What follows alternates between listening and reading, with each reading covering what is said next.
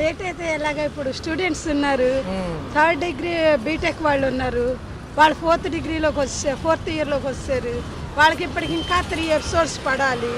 వాళ్ళు ఇస్తేనే కానీ, వాళ్ళు క్లెయిమ్ చేస్తేనే కానీ వీళ్ళు సర్టిఫికెట్ ఇవ్వరు. అంతా క్లెయిమ్ చేసుకోవాలి, ప్లస్ వీళ్ళేమో ఎక్స్ట్రా పే చేసుకుంటే కానీ సర్టిఫికెట్స్ రావు. కూటమి ప్రభుత్వాలు ఏమంటున్నాయి అంటే మేడం, ఈ 7 months అయిన తర్వాత కొంచెం బడ్జెట్లు లేవు.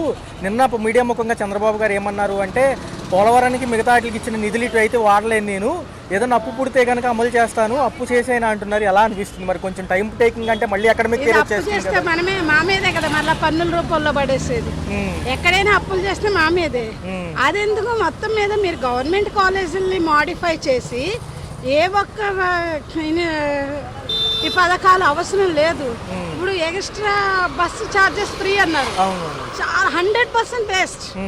100% 10 రూపాయలు 20 రూపాయలు పెట్టుకోలేని ఏ ఎంప్లాయ్ ఉన్నాడు? ఉంది, పెట్టారు. ఇప్పుడు ఏం చేస్తున్నారు? ఈ ఖాళీగా ఉన్న లేడీస్ ఎక్కుతున్నారు. మా వదిలింటికి కూర ఏంటో కనుక్కోవడానికి వెళ్ళే పరిస్థితి ఉంది. ఆ పథకం వేస్ట్, తీసి పారేయండి. గ్యాస్ బండలు ఓకే, 3 బండలు కాదు 2 బండలు ఇవ్వండి ఓకే. అంతేగాని ఇలాగా వ్యర్థమైపోయిన పథకాలు చాలా ఉన్నాయి. దాన్ని తీసుకెళ్ళి ఎడ్యుకేషన్లో పెడితే చాలా బాగుంటుంది. ఈ బస్సు పథకం అనగాలి అదంతా స్టూడెంట్స్కి ఇస్తున్నారు. రాయితీ ఇవ్వండి స్టూడెంట్స్కి, లేదంటే స్టూడెంట్స్కి ఫ్రీ పెట్టండి.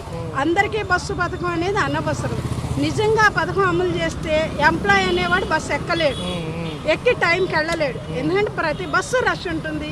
ఖాళీగా ఉన్నాడు, సినిమాకి వెళ్ళాల్సిన వాడు, పని పాట పార్కుకి వెళ్ళేవాడు కూడా బస్సు ఎక్కి కూర్చుంటాడు ఖాళీ కాబట్టి. ఇప్పుడు దానివల్ల ఉపయోగం ఏముంది? ఇప్పుడు స్టూడెంట్ నష్టపోతున్నాడు. 3వ డిగ్రీ 4వ డిగ్రీకి వచ్చాడు, కట్టుకోలేక కదా జేవీడీ అని వచ్చాడు, ఉంది అని అవకాశం ఉందని వచ్చాడు.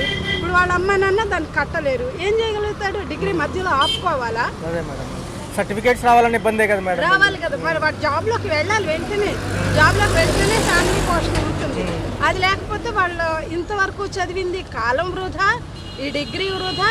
మళ్ళీ వాళ్ళు వెళ్ళి రైతు బజార్లోనో రైతు మార్కెట్లోనో కూరగాయల షాప్ పెట్టుకుని కూర్చోవలసిందే.